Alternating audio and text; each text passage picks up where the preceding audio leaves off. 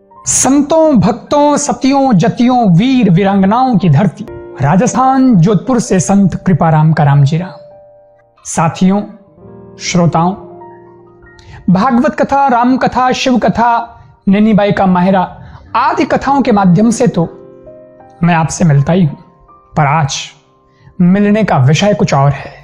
मैं युवाओं से बात कर रहा हूं, तो आज युवाओं की बात करूंगा। युवा माने क्या? जवानी माने क्या? आजकल तो फटी जींस पहन करके घूमना, मुंह से सिगरेट का धुआं निकालना, शराब की बोतलों में गम को भुलाना, क्लब पार्टी में जाकर ड्रग्स एंजॉय करना, हमारी संस्कृति और चरित्र का सत्यानाश करने वाले फिल्मी एक्टरों को फॉलो करना, उल्टी सीधी डायलॉग बाजी करके रील बनाना और रात रात भर मोबाइल में आंखें गड़ा करके नजरें और समय बर्बाद करना ही जवानी हो गई है। पर अपने आप से पूछिए, क्या इसी का नाम जवानी है? क्या जवाब मिला? जब युवा अपनी पहचान, अपनी शक्ति को भूल जाता है और भटक जाता है, तो उसे आज के दिन याद दिलाया जाता है।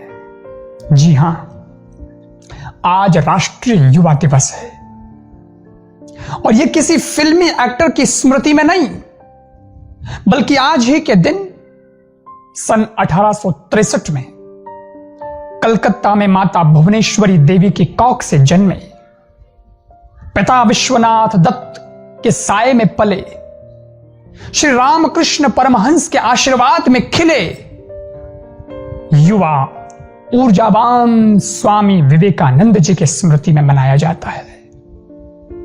आज भी, अर्थात 160 साल बाद भी एक सन्यासी इतना प्रासंगिक क्यों है?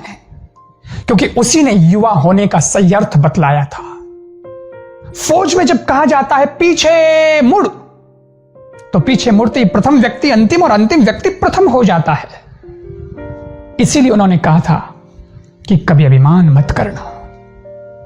पर स्वामी विवेकानंद जी ने यह भी कहा था कि स्वाभिमान कभी मत खोना।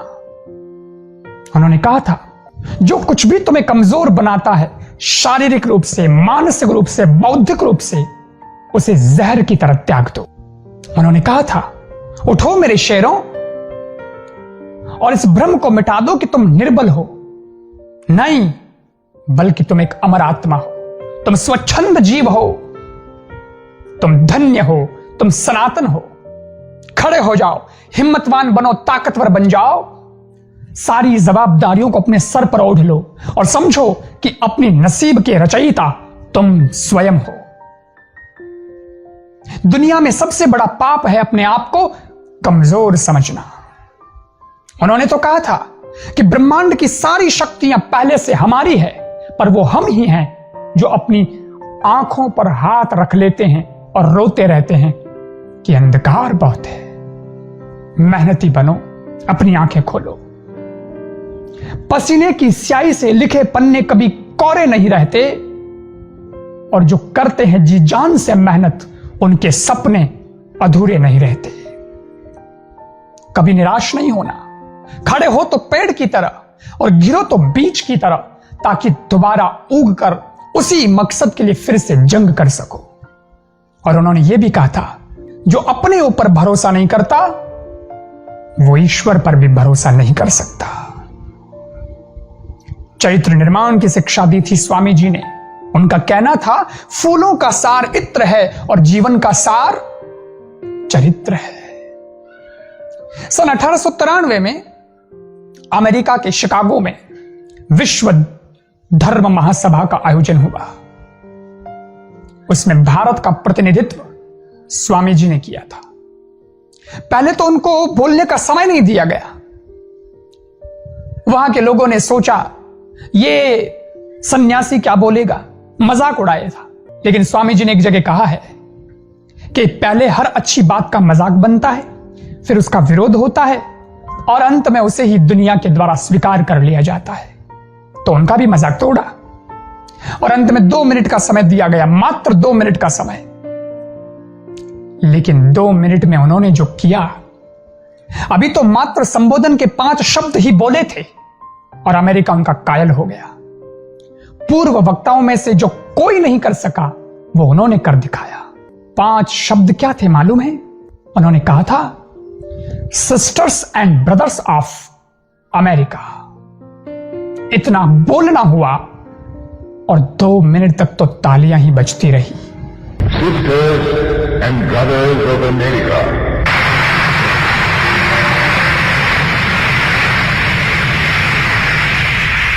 स्वामी जी ने व्यवस्थापकों से कहा, तालियों में ही पूरे हो गए 2 मिनट। पर व्यवस्थापकों ने कहा, Swami ji you are unlimited, क्योंकि भाइयों और बहनों किसी वक्ता ने नहीं कहा था। और ये भाइयों बहनों तो तब ही निकलता है जब दिल पवित्र हो, भावनाएं पवित्र हो। स्वामी जी के व्यक्तित्व से, शरीर सौष्ठव से, उनके प्रवचन से एक महिला तो इतनी प्रभावित हो गई कि उसने उनके सामने विवाह का प्रस्ताव रख दिया। उसने कहा, स्वामी जी मैं आपसे आप जैसा पुत्र चाहती हूं। स्वामी जी सोचने लगे, मैं आया हूं योगियों के देश से और यह है भोगियों का देश, यह कैसे हो सकता है?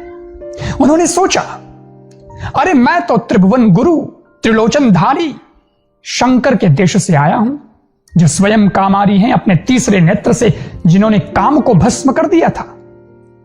मैं उस देश से आया हूं जिस देश का नौजवान देवव्रत ये भीषण प्रतिज्ञा करता है कि मैं आजीवन ब्रह्मचर्य का पालन करूंगा, और वो भीष्म कहलाता है। मैं उस देश से आता हूं जिस देश में मर्यादा पुरुषोत्तम भगवान श्री राम जी के दास श्री हनुमान जी ब्रह्मचारी कहलाते हैं। तो मैं विवाह कैसे कर सकता हूं? मैं वासना में कैसे बह सकता हूं? महिला ने कहा, स्वामी जी आप तैयार हैं? स्वामी जी ने कहा कि यह तो मुश्किल है।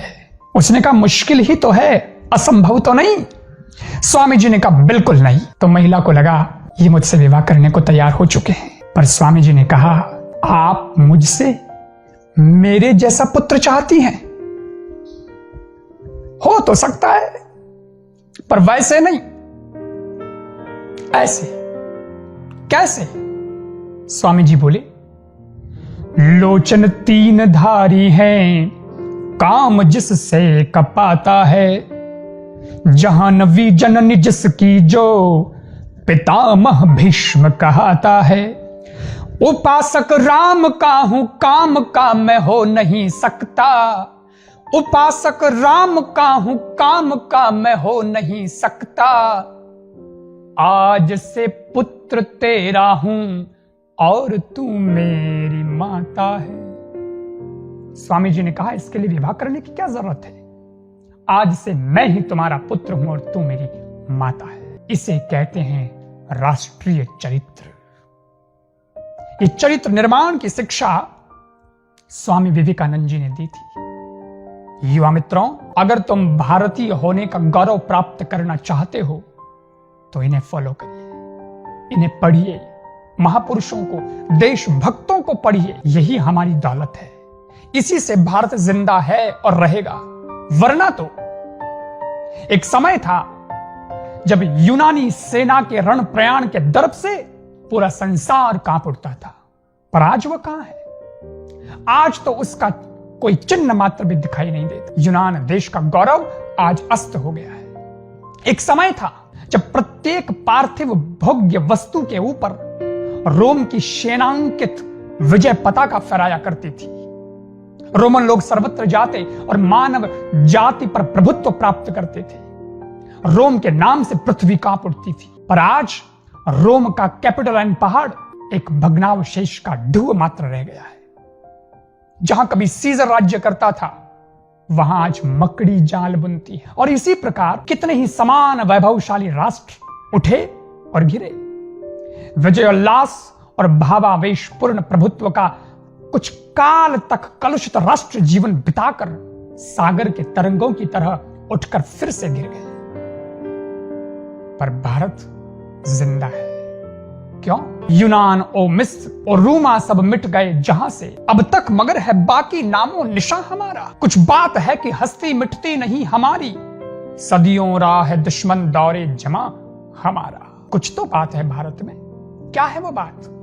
याद रखिए, फटी जींस शराब की बोतल, सिगरेट का धुआं, अनर्गल डायलॉग बनाने से भारत जिंदा नहीं रह सकता। भारत की जवानी अगर स्वामी विवेकानंद जी को फॉलो करेगी, राष्ट्र के महापुरुषों को फॉलो करेगी तो जिंदा रहेगी।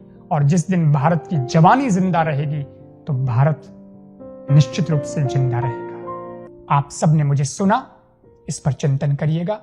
आप सबको राष्ट्रीय युवा दिवस की बहुत बहुत शुभकामनाएं। धन्यवाद।